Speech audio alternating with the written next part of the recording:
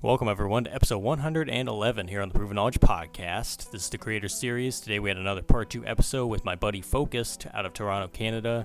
He was actually on episode 11 back in 2020, and I was glad to reconnect with him this week. I kind of just let him go and give a full recap of really a little bit of his career again for those that might not have heard the first time we interviewed.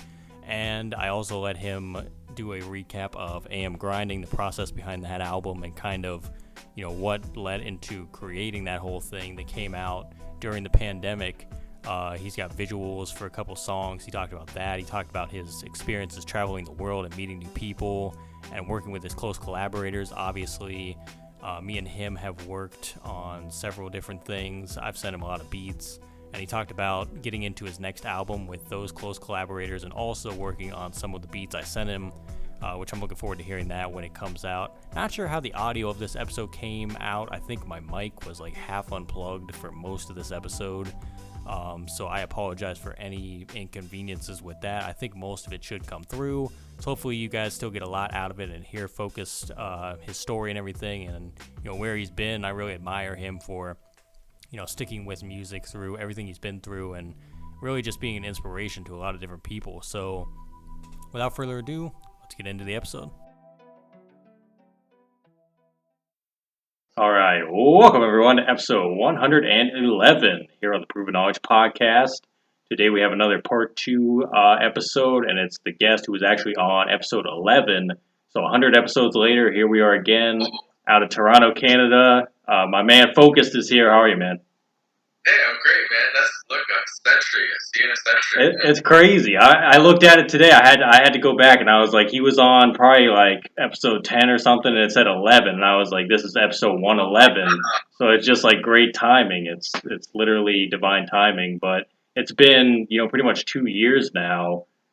So for those that might not have heard that first episode, kind of give like a recap. Who you are, what you do. Pretty much the basic information once again for those that might not know who you are. Yeah, I find that funny that the numbers kind of fall in line too. I'm like a lyricist MC who floats around. I just kind of like, that's where I get my ideas from, and I kind of just, when I don't take life too seriously, I think that's where all my inspiration comes from, and I just enjoy myself. And then, so I'm a Toronto-based artist, West End Toronto, named Focused. Short story, I met a young fellow in North Bay when we were like 19, and he was this amazing lyricist, unbelievable, like Snoop Dogg, this skinny redhead kid from Sault Ste. Marie, Ontario. He just like had this unbelievable flow, and he had just this amazing passion just to rap, right? So we went out one night, and he played at an open mic, and I was just like, "Wow, that's amazing! I want to do what he's doing and be involved with him no matter what." So we hit the radio labs, we made music. Fast forward 10 years later, I decided to be a solo MC. We had fun together. Me and my buddy, we grew. I kind of like helped him develop, produce. I booked shows for him. Basically did all the other stuff besides being the actual talent, right? So I kind of got a bit of experience of, like everything before even being an MC, like officially. So I kind of came into the game late, but I like peppered myself a little bit with MCing and toying with it. But it didn't really hit me till like 30 years old. So I was a really, really late bloomer into the game, and the G20 in Toronto kind of set me off. I didn't know what kind of artist I wanted to be, really. I just knew it's some feeling into rap, and I just wanted to figure out how to do it. I just couldn't figure out yet. I wasn't good at it. I didn't even enjoy my voice, right? So it was like there's some big, huge hurdles that I had to get over right away. But I knew to make good hip hop music. I knew I proved myself to do that. So there's nothing wrong with that there, and I just knew it was going to come with time. And I went to the G20, and I'm kind of, a long-standing videographer, so that's my background. It's like I've been camera operator for about 20 years. I work in sports and live TV. And so I have like a huge, wide range of experience of videography and editing and all that asset to, as well as the art part of music as well. So I do all my own videos. Been doing all my own music videos since 19. And I did all of this guy's videos too. So his name is Cal. And actually, I gave him that name. And he had all these other different names, which was hit and miss, right? We're all young, right? Whatever. and then we were just chilling one day in the dorm. We went to college together way up in North Bay, Ontario. And he's just like, man, you're focused. You're just like always like he's like, we're a team, he's like, I do this, like we do the music part. He's like, you just like fill in the blanks and just like we're on an agenda. And him and I together just kind of like developed this like little, no limit master P hustle up in North Bay, right? And that was right around the time all that music exploded, and he was like a funnel to me of rap music, everything hip hop, and I already liked one genre of, not really one genre of hip hop, but I was like more of like lured to like New York style hip hop, and like I heard Biggie and Doggy Style like very early from a friend here who went to New York or something like.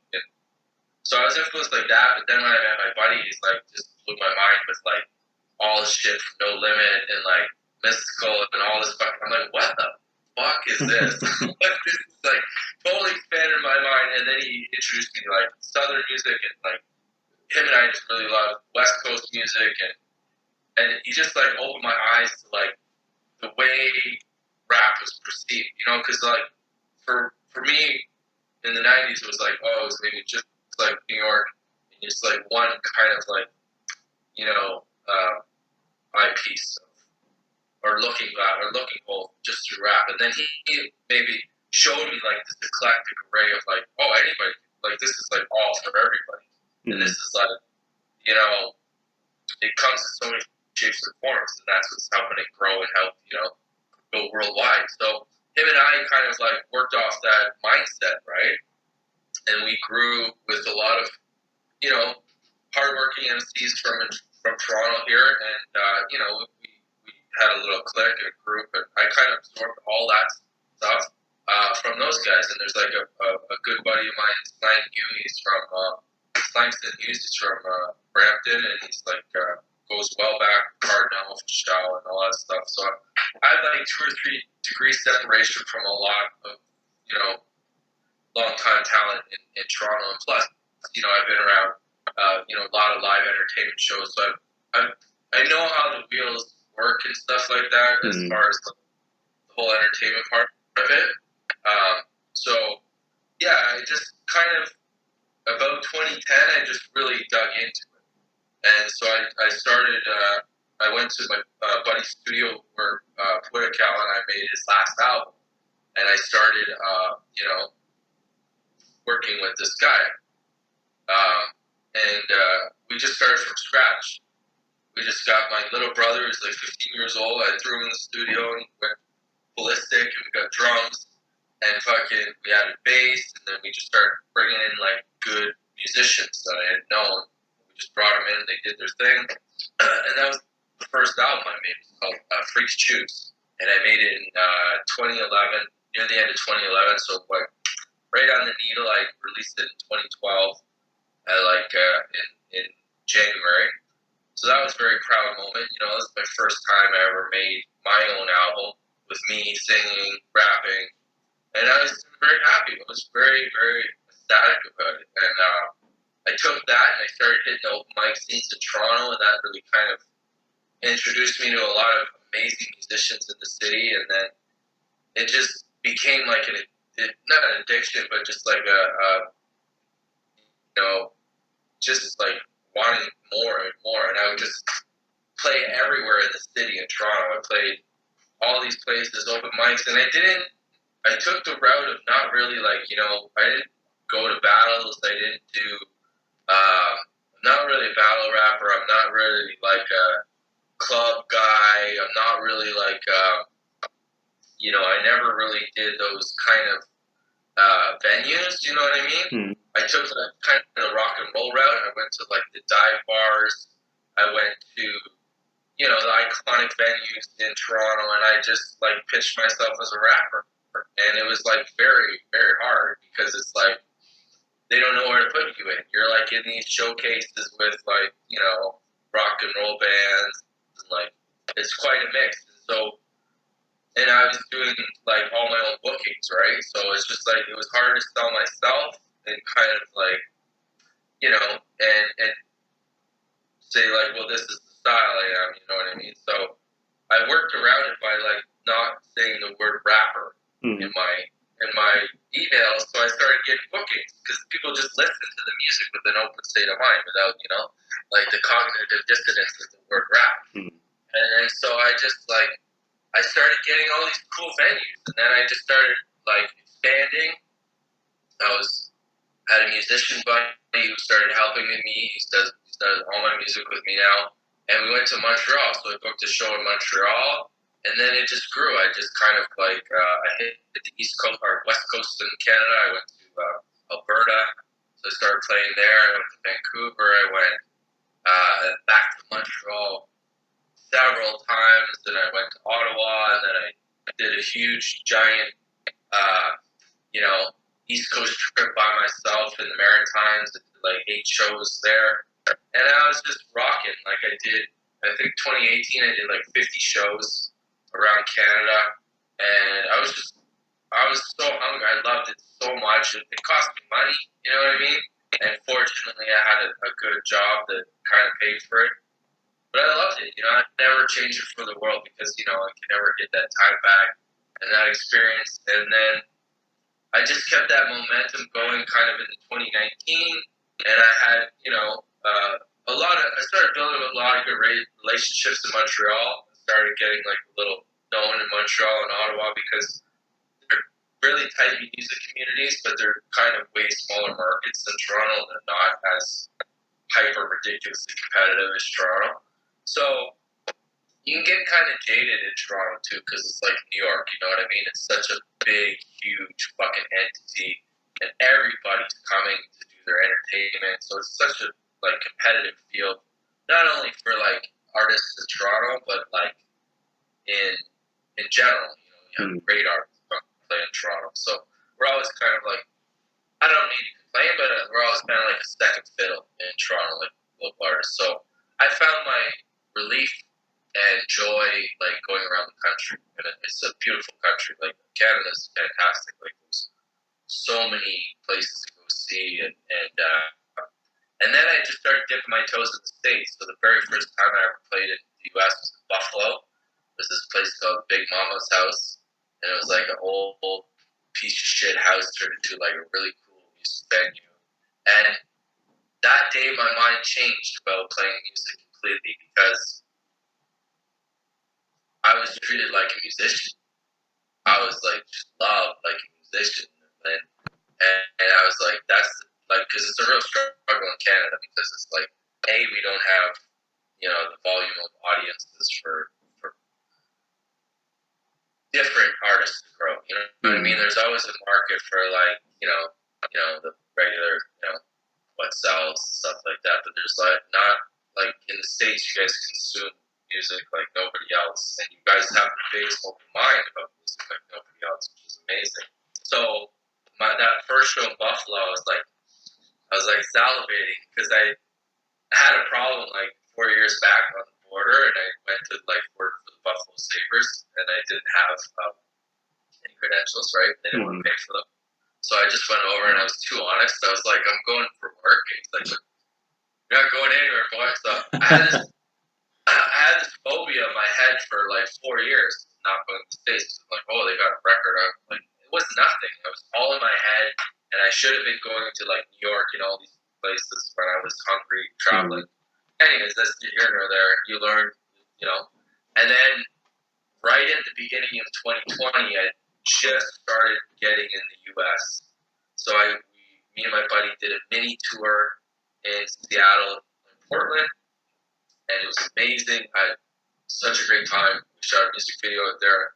And then as soon as we got home, everything stopped. Everything completely. Oh, sorry. Right before that, I had like another little mini tour. I did like 7 shows in a row, 8 days. The first week of March was like all Ottawa, Montreal, Quebec City, and like Peterborough, all these places up eastern Ontario and Quebec. And it was the first time I broke even ever on a tour by myself. So I made enough money and I broke even. All my expenses were paid for, like accommodations. I'm like, I can do this. Like as a hobby, that's not going to destroy my pocketbook. I finally can do this. You know what I mean? And it was finally there. Finally had it all together. 20 years of all that experience, and then the lockdown happens. But shit happens for a reason. So that's maybe basically in a nutshell everything. Super long answer. Into the lockdown. Yeah. So and it's crazy because that was like where we met. Then was around that time, and like we got connected. And I don't even remember because I think like I probably just had sent you music or whatever and all that stuff. I think we talked about that on like the first episode, but like.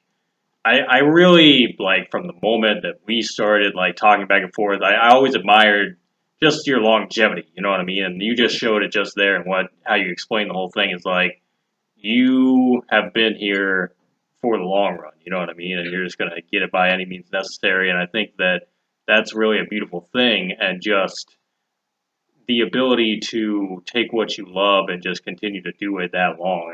That's something we can all look at. And yeah, the pandemic was such a weird time because like I think even when we did that first interview, uh, we were both kind of still on lockdown. I think the U.S. had opened up a little bit, but Canada was still like shut down. And then the last time we talked, which was on your podcast, that was around the time where DMX had passed away, and that was a really sad time, obviously. But we had great like hip hop discussions and everything. But like, you know what I mean? It's like a lot of these conversations we've had. It's like a lot of good's happening and a lot of like fucked up shit is happening at the same time.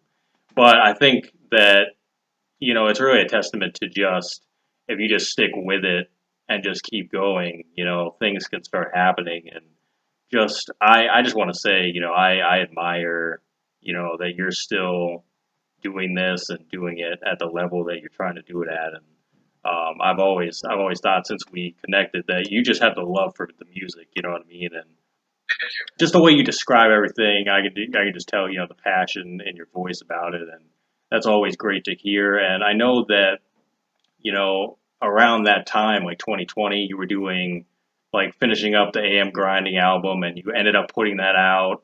You've done visuals for that. So what was that like trying to, bring that all to fruition for what you had in mind? Did it end up coming out kind of the way that you wanted it to at the end of the day?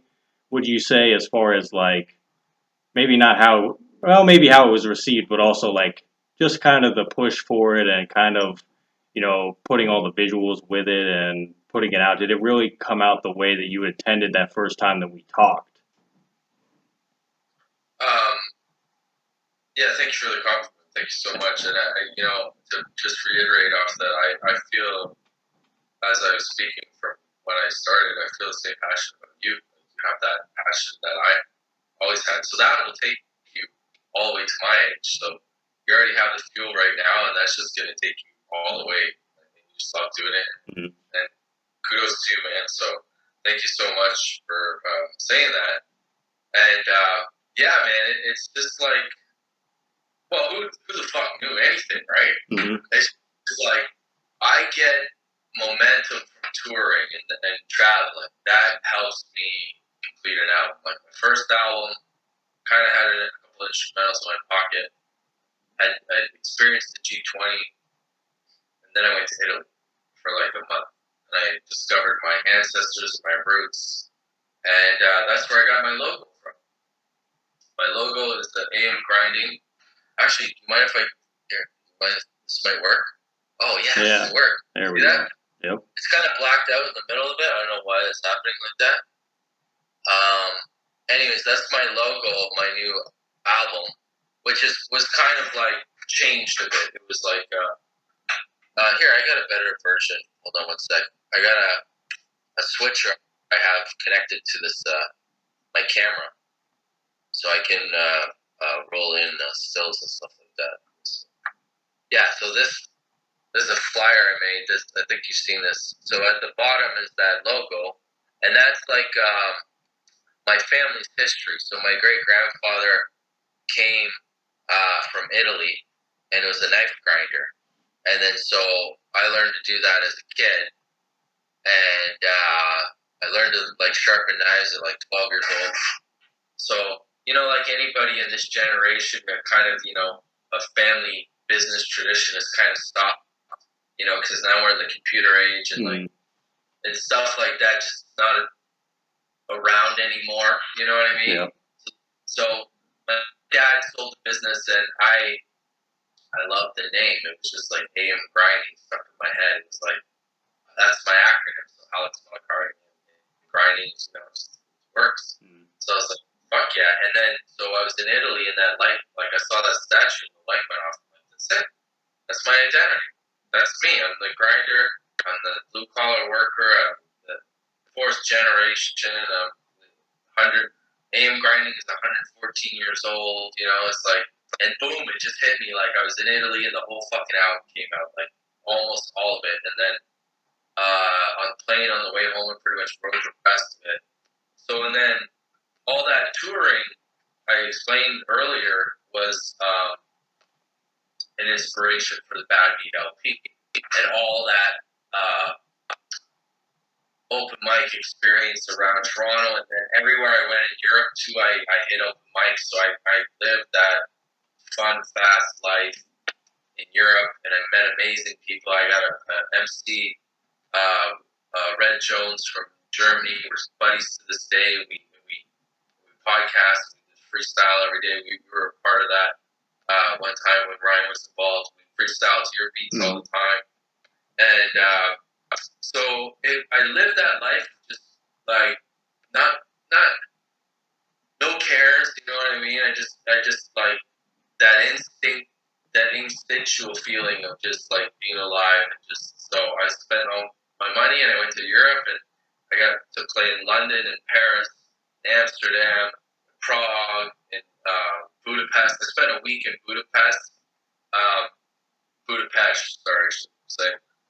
But there's a guy from Detroit, and he worked for Getty Images, and so he was like, my type of, person who has the same interests, and he basically started an open mic scene out there. He was like the first guy to kind of like have that idea, and then he started it with some other local guy, and they started, playing these parts. And the thing that really expanded my eclectic, like palette was playing in Paris and like all these places. Like I go into Paris, and there's this one place that's like 1,300 years old, and it's like a cave, and it's got like an Excalibur sword, and it's like, this is fucking awesome. I'm rapping in here. I'm doing rap music, and this is like I'm bringing my hip hop, and people fucking love it. They ate it up. They just absolutely love it. Paris, they love it. It was so beautiful, and it was just like just have that nice reciprocation all over the world, and that actually, to go back to the first answer I had, was like that reassurance that I knew where hip hop is global, and how much it influenced people and love. I mean, I don't know. I ended up like in one of the roughest parts in London, in North London. I just like find a place on a map that looks fine, and I go, and it's like remind me of like the neighborhood I kind of grew up in Toronto. I just went in for like a meat pie and like a beer, and met this MC in there, and we were friends still to this day. It's like so. The way I write music, I learned to live that life, and I kind of like portrayed that album music, and I did very well with that. I went as far as I could go with it.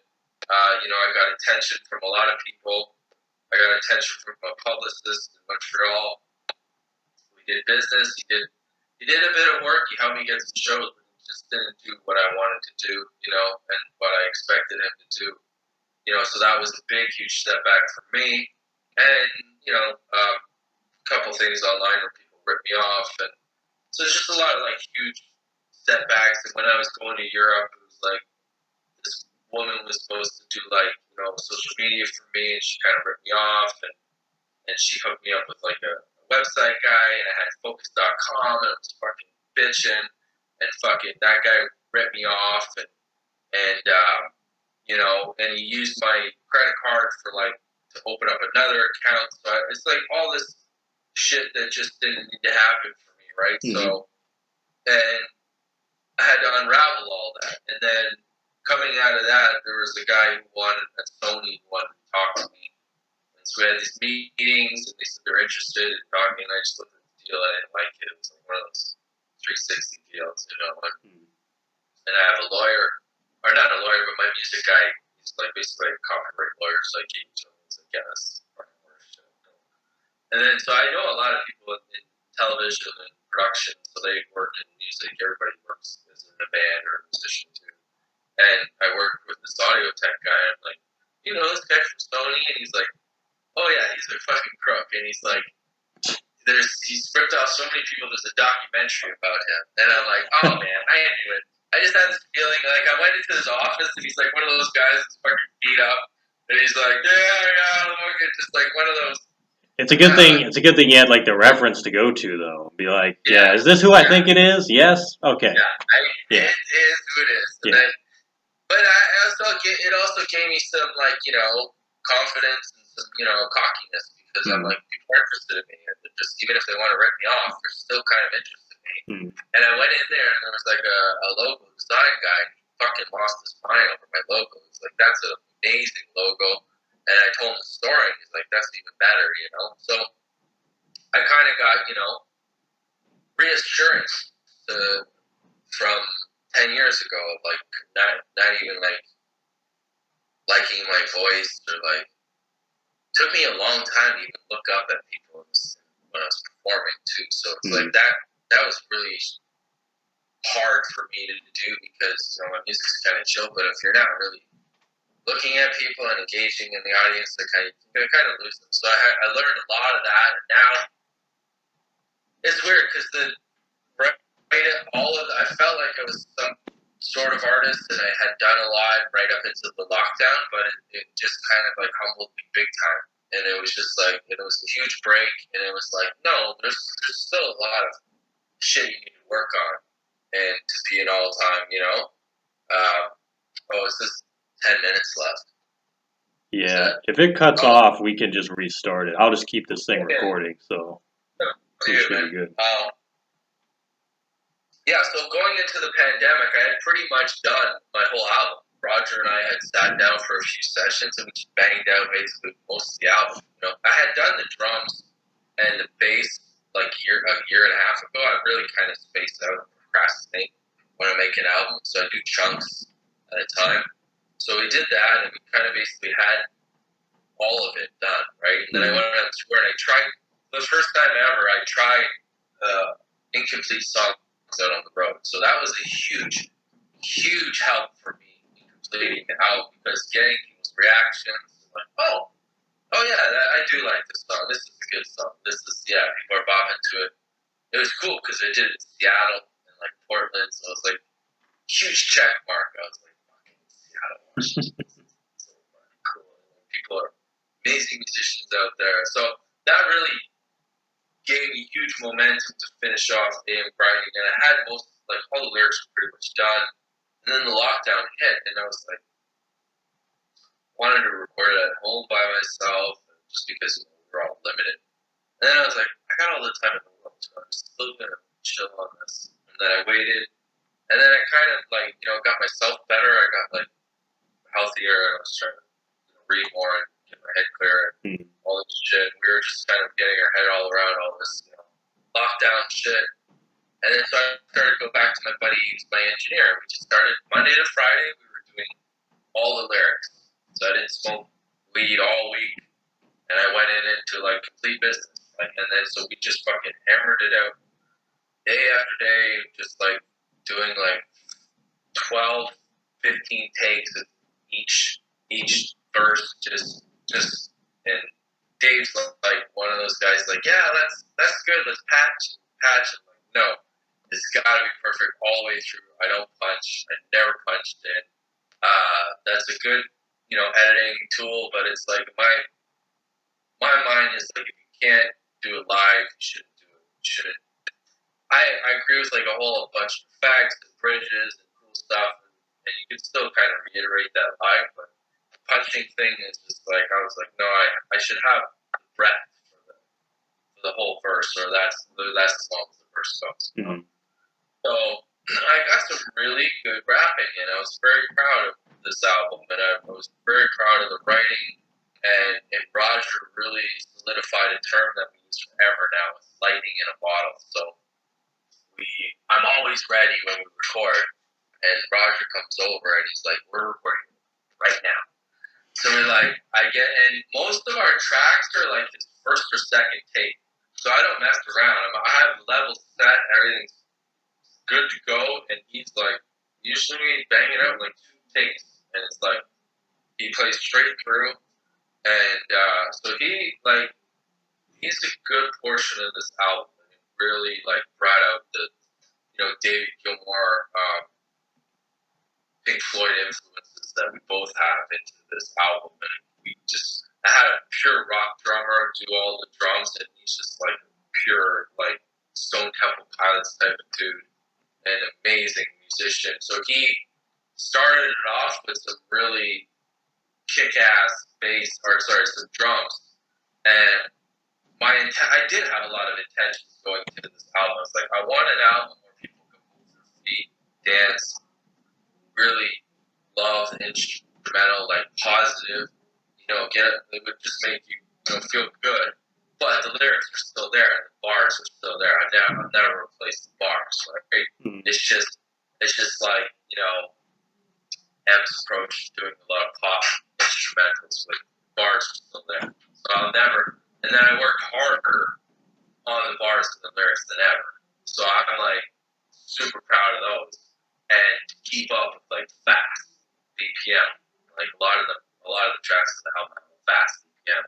So I felt it was important to have like an almost a short album, and that's all I came up with. I was just like out of gas, really. Mm-hmm. I was like, so I came up with 7 tracks. 7 tracks were just like perfect. It was just like perfect fit, kind of like like a rock and roll album. What's going on, everyone? Just wanted to take a quick minute out of today's episode to let you guys know about the sponsor for this summer, Kali Audio. Kali Audio has been around since 2018. They've been providing incredible audio products to music creators, producers, artists, pretty much everyone in between. Shout out to Nate Baglios. I actually got in contact with him earlier this year. He's the head of marketing over there, and he hooked me up with some LP8s, which I've been using. Very great audio quality. Really excited to be able to finally have monitors for myself to be able to create, especially being a producer as well. They're going to come in handy. I really recommend you guys go check them out. That's Kali Audio, KALI audio.com.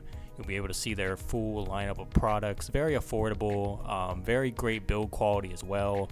I'm very impressed with the LP8s, so I can imagine the LP6s and all the other monitors are very good quality as well.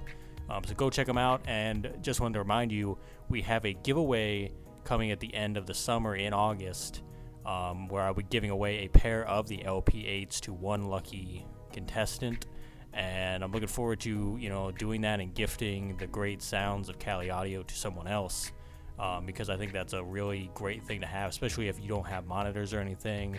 Once again, big shout out to them. Really appreciate them for even getting back in contact with me. So go check them out. But for now, let's get back into the episode. And and there's a song at the end called Challenge Accepted that I'm really like I'm most proud of the writing with this one, because it's like it solidifies what the album really is. It's kind of just like it's an ode to the generation, and I had this idea of the song already, of what the theme kind of was going to be. I just didn't know how or when I was going to do it. So that's part of your question too. Is like you don't you kind of go in with the structure, and then all these gems just pop out because you're just ready. And this gem popped out, and I remember waking up like. I do these things called like 2 sleeps, where I go to bed early and then I'll wake up in the middle of the night and just like writing whatever comes to my mind. So this song came out immediately, and it was just like kind of a metaphorical song about, the struggles of my grandfathers and anybody else that had, like, people had family that had left their country for poverty or whatever reasons or war, and it was just like, the struggle for a better life, and it's just like, it's going to be better for the next generation and the next generation. So it's like, my great grandfather came over from Italy, and they had like 5 kids here, and like another kid in Italy, but like 3 survived, and 2 of them died of this ear infection. It was called like a mastoid infection. So it's basically like liquid builds up on the back of your skull and like basically, crushes you up. So they both died at like an early age. So I got this same disease at like 7 years old, right? And at that time, I'll never forget it because I was in the hospital for like a month, and this is when the Challenger's shuttle exploded. So So that's what, late 80s probably, right? 86. Yeah. Just when that blew up, and I never forget that. And so I wrote this song in the middle of the night, and I was like, I survived this. I had this mastoid infection when I was 7, and I almost died. Basically, like, if I had not lived in, the age of modern medicine, I'd probably be dead at 7, So I thought of that, and I thought of the sacrifices my grandfather made to leave and to take a chance. So maybe not going to work out, after you survive, but it did get better for your next generation and the next generation and the next generation. So I thought of that same metaphor as like the astronauts, like those were the first, like, other than the 70s and the 80s was really astonishing because it was just like a new age of allure and excitement. And that basically that shuttle, it didn't kill it, but it was like, okay, we got to learn from these mistakes. And unfortunately, those are the people that were kind of, sacrificed. That they would never do that like that again, and they never did, right? But it was like, it was kind of a light went off where it's like everything that's ever happened in humanity, like somebody's had to die to try it first, right? Like it's like, and then we learn from that and go. So I felt this same parallel of immigrants coming over and as a new life as the same as space exploration, right? Because it's like same thing almost in a way. And I kind of reflected it into the story when I was 7 years old in the hospital and surviving. So I felt like that was my survival of being alive to be today, to have the experience of music, right? So that was like almost like a deep underlining, universal thing that's going to go through all lives. Something like the music just connecting it all, and then it hit me after. I'm like, that's that song I wanted. That's that exactly. And it was like a conclusion, or like almost like a sequel to the last song I had in my last album, Gamma Ray. So it just like felt like it was going in nice. And then we started the album off with a song called Relaunch, and it basically it's like it was beautiful. It's like, okay, I'm relaunching my career because coming out of this pandemic, it was just like, and it was one of the last ones that we finished. It was with my friend Leah, and she's from Montreal, and she's like a phenomenal artist. And she started this movement in Montreal doing open shows in the park, and she's just on another level. And so I got her. She's the only feature on the album, and she just destroyed it. She I sent her this beat, and it takes a long time for some, like I'm like that too. It takes a long time to get something right, and then she finally sent me stems of her vocals, and she gave me it was all over the place. There was nothing mapped right, but I basically edited all her vocals in one night. I was so excited. I just like I layered it, and I had basically had the mix too. I edited it all and then arranged it, and I basically had the mix. So I had all her double ups, all her bridges, all her everything I made her. I found chunks that made that the hook, and then so the hook is like her and I back and forth. Like I do two parts of the hook, she does two parts of the hook. So it's interesting ways to do the hooks. And then the second song was my favorite, was The Papers, which is like I wrote it when all I had was a pen and paper. I started over. I went to this town called Dunville, which is like near Buffalo. It's like pretty close to the Niagara border. It's like an hour away, and I just like started over, started from scratch. I had nothing. I had like a blow-up mattress. I had like a desk with all my computer gear, with like my karaoke speakers, and I had like boatloads of lyrics, and I had like fucking nothing but time. I was just like painting at my uncle's house, just like living kind of that detached life, and I think all the distractions melted away.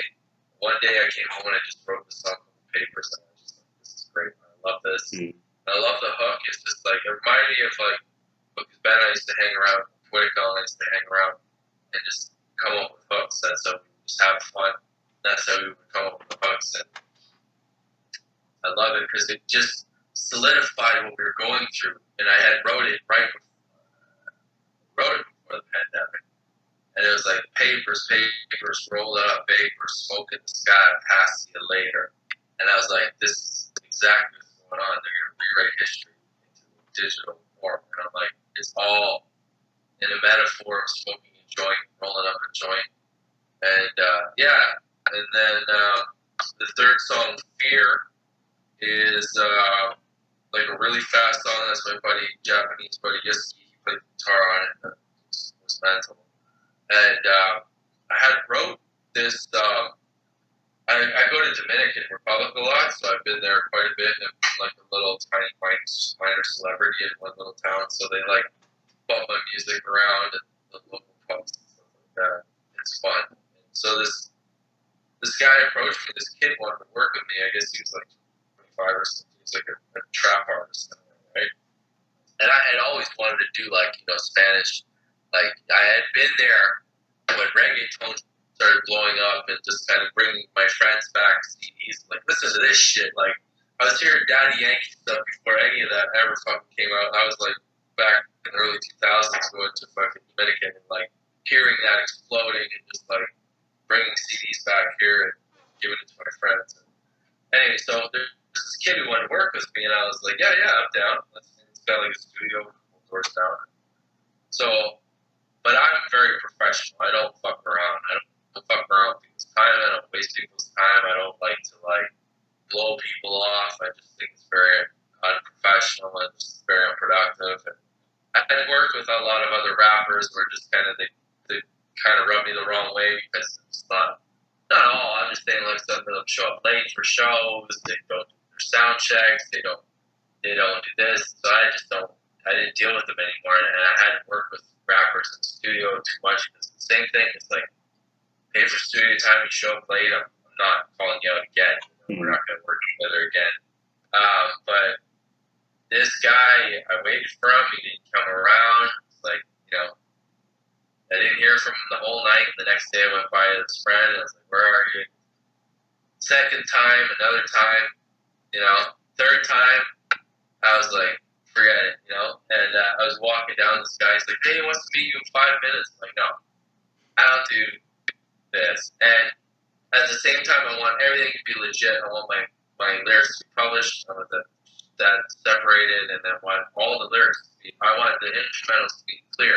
I don't want to be involved with like shit somebody else owns and shit like that. I've already been in the studio with Ben. We made this whole album. It was unbelievable. And we were in the studio with the guy who made the beats, and we found out then and there as we were mastering that it didn't belong to him. We made this cool album. Like, you can't really see this. So it was so anyway, so I had been down that road before. I'm like, okay, I'm not going to invest time into this kid, but I tested myself. I'm like, hey, maybe I can do it. I'm an old guy, but I could see if I could rap to like a 130 trap beat, right? Mm-hmm. And I did. I wrote something like fucking really good, and I wrote it like it was like bar hungry, right? So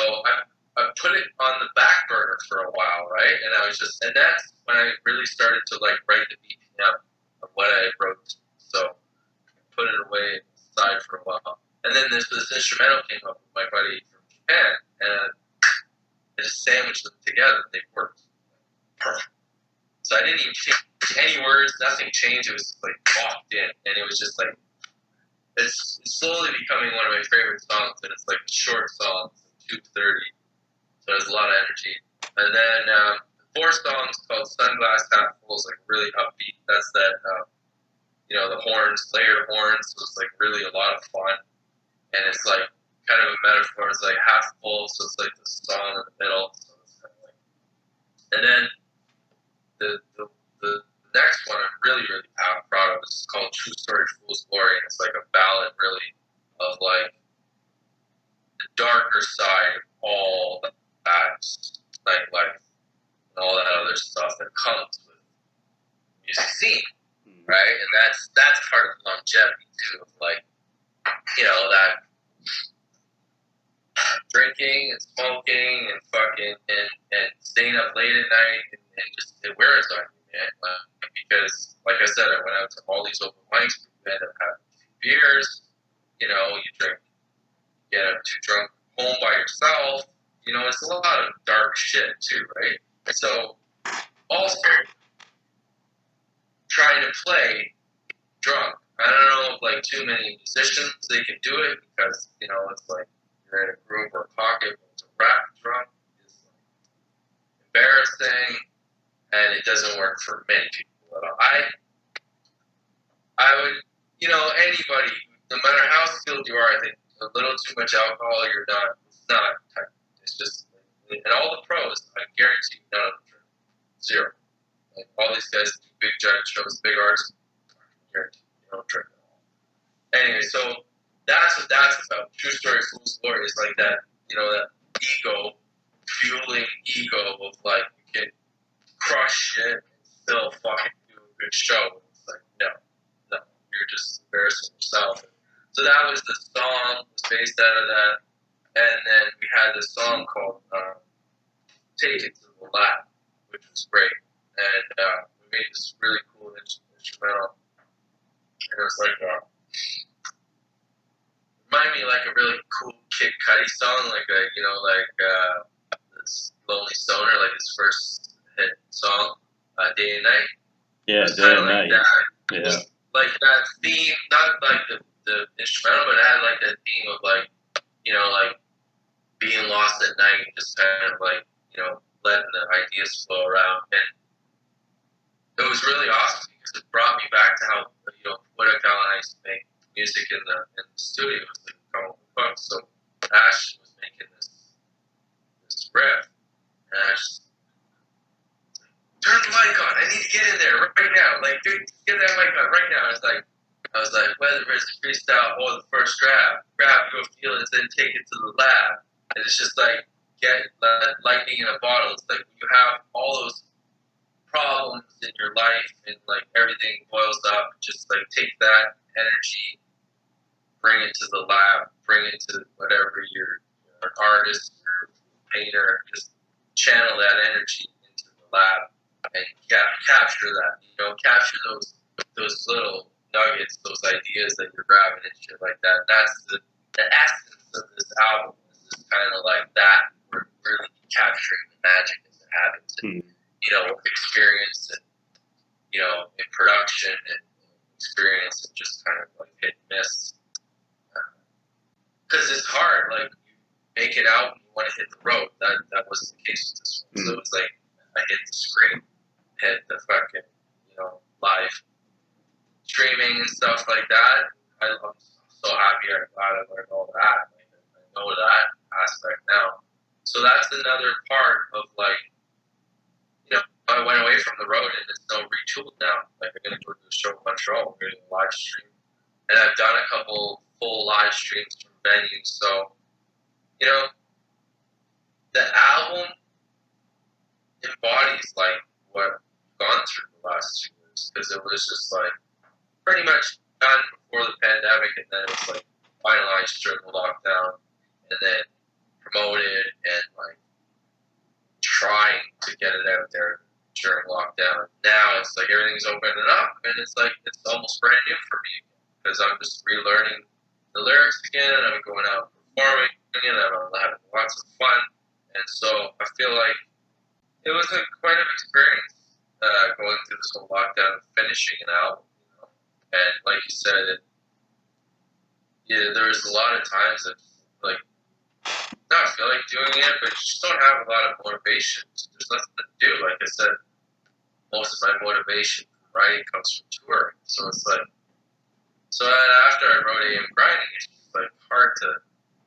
But that opened up a whole fucking can of worms because all that quietness brought out a lot of ideas and like all that downtime. I wrote like that's when you and I first started talking again, and I'm like, I need something to inspire me, and you just started feeding me beats, and I thank you for that because that was like the beginning of 2021 there, where I kind of like we were going into another lockdown again. I was like, here we go again.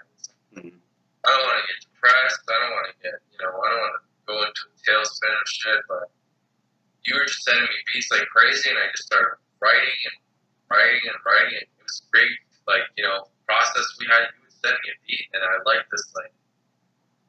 I would just put the headphones on first, and I would listen to it first, and I just get pen and paper ready, and I just opened it up, and then got the first initial. So yeah, you kept me alive with, inspired with those beats, man, and I appreciate it. And it was just like all that work is all that practice.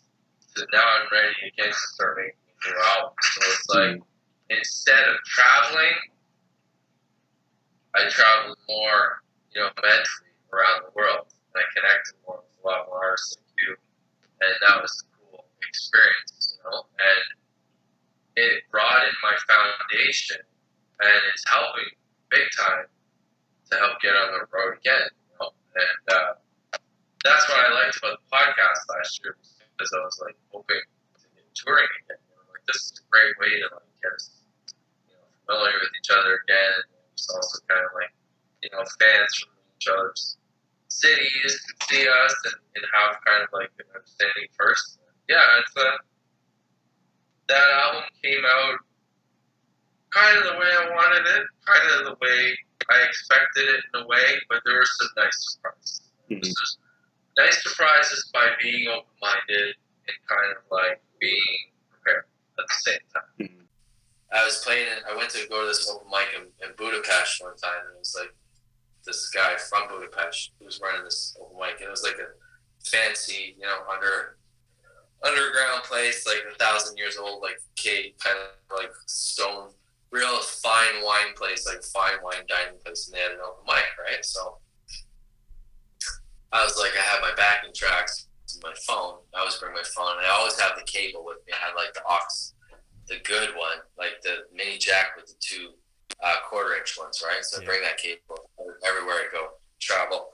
So I'm like, I'm gonna play my backing tracks, and he's like, we're not gonna do karaoke here, and I'm like, this is not karaoke. These are well produced, and I was just like not frustrated, but I was just like, just give it a shot. You know what I mean?